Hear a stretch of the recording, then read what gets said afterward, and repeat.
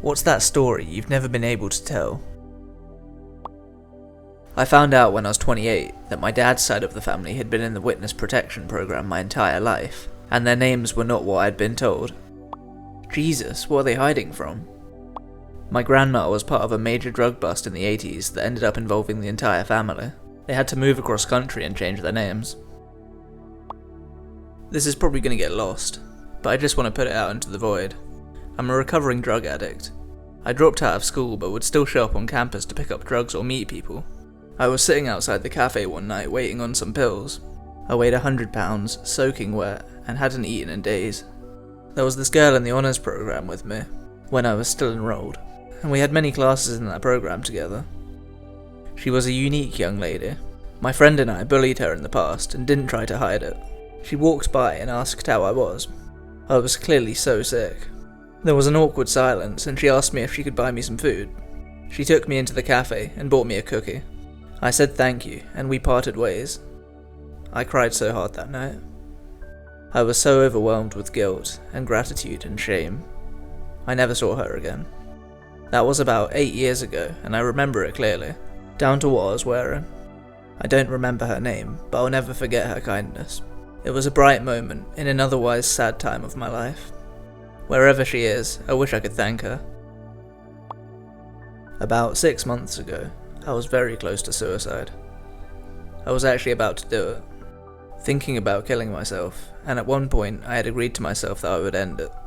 I got home that night and it was just me and my cat, as my fiancée was at work. My cat, I think she knew I was sad. She never sits in people's laps. She sat up in my lap and proceeded to flip on her belly and play wrestle with my hand. I broke down for about 3 hours. My fiancée came home knowing none the wiser, but had brought my favourite dish from her work, a brewery, because she knew I was feeling down. I've never told her that was the night I decided not to pull the trigger. When I was a college freshman, I tried to boil 3 eggs but fell asleep. I woke up to a smell. I went to the stove and the water was completely gone from the pot. So like an idiot, I got some water in a big bowl and poured it into the pot. You probably know where this is going. The eggs exploded like dynamite. Scalding hot egg hit my face. It blew me back and knocked me to the floor. Here's the scary part. I felt my face and looked at the egg on my finger and thought it was burnt skin coming off my face. I almost started crying. How badly burned was I that my skin was coming off to the touch? I walked to the bathroom shaking and looked in the mirror. I expected to see a horribly disfigured face, but I saw egg and eggshells. I wiped it with my hand and felt incredible relief. I also felt incredibly stupid, but so what, right? I spent the next hour cleaning egg off the ceiling, the walls, the floor, etc. My face was red for a couple of days. In my elementary school, we had a program called DARE, where a police officer would come into our class and teach us about the dangers of substance and alcohol abuse. At the end of the year, he prompted us to write an essay about what we had learned over the course of the year in DARE. He also advised us that the author of the best essay in the class would receive a stuffed lion, appropriately named Darren. Now I really wanted this lion, but the problem with that was my writing skills were those of a typical 3rd grader. There was no way that anything I wrote about my time in DARE would stand out enough from my fellow classmates to win Darren. So I did what any desperate 10-year-old would do. Googled DARE essay contest winners, and then plagiarised the first one that came up in my searches. Now this was done diligently, carefully proofreading to ensure that I wasn't going to turn in an essay with somebody else's name in it somewhere. I went through and changed phrasing, or a word here and there, but by no means would it pass through Turnitin.com, with less than 90% plagiarised. Confident in my chances of winning Darren, I turned in the essay to Mr. Officer. And what do you know? A week later we had our end of year reception at the municipal building, which also contained the police station. He listed the top 3 essays, 3rd place, 2nd place, and then he said, holding Darren, "The best DARE essay submitted this year was written by Corey. Come up here, get your Darren stuffed animal, and read your essay to us, please." I was so excited I won the animal. It never even crossed my mind that I would have to deliver this speech. So I reluctantly walked up, took my stuffed animal, and all I can remember at this point is shaking so bad it looked like I was going to fall over at the mic. All of my classmates, all of their parents, and all of the local police officers with their full attention on me. A 10-year-old little fraud of a student. To this day, it's one of my most shameful moments, and I still have Darren sitting on my desk for discouragement of copying others' work. I was a lonely kid in the mid-2000s, and I joined chat rooms like most kids my age. I was a little younger than the average kid on there, as far as I knew, so I lied and upped my age on them. I said I was 15 or 16, instead of 11 or 12. I never gave actual info, and said I lived in a different state. Almost always gave a fake name. I thought I was clever. I mostly used the sites to either A. talk to girls my age about life and school and boys, or B. role-play chat with boys because my family was very strict and religious, and I was curious about sex. I was super inexperienced, and I thought I could get some information, or at least explore some different feelings from it. Looking back, that could have gone terribly wrong. However, it was the former reason that got me in trouble. A few years later, my parents found out about the chat sites, and grounded me permanently from the internet. Without supervision, anyway.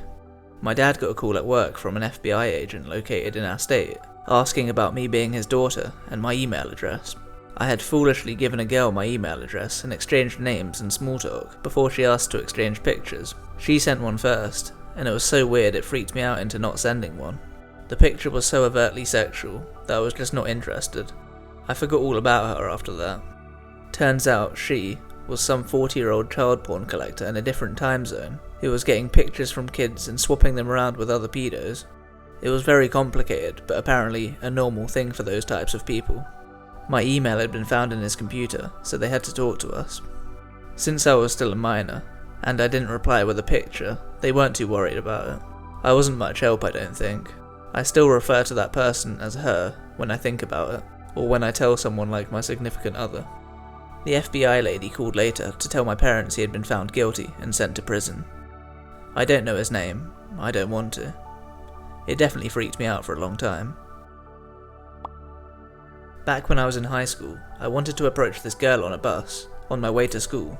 She was really hot and I knew I'd regret it if I didn't approach her.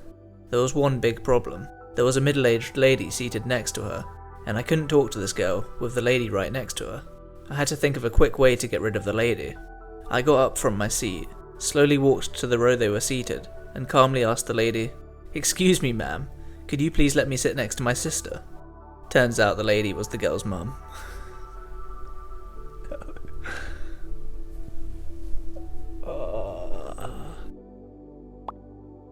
I moved to the UK from Zimbabwe when I was 4. The first few years, my parents spent their whole time trying to settle down. By the time I was 8, they realised we had never been to London. So on a hot June day, we went into London. We went to the aquarium, Covent Garden to see all the performers, on the London Eye. It was a good day. At the end of the day, we went to Buckingham Palace. I was tired, so I was resting my head against the bars, asking all the questions you would expect from an 8-year-old. After a while, my parents said it was time to go. I pushed away from the bars, and then felt the cold steel against the back of my ears. I hadn't noticed my head had slipped through. I panicked. A crowd gathered. I'm probably in many family photo albums.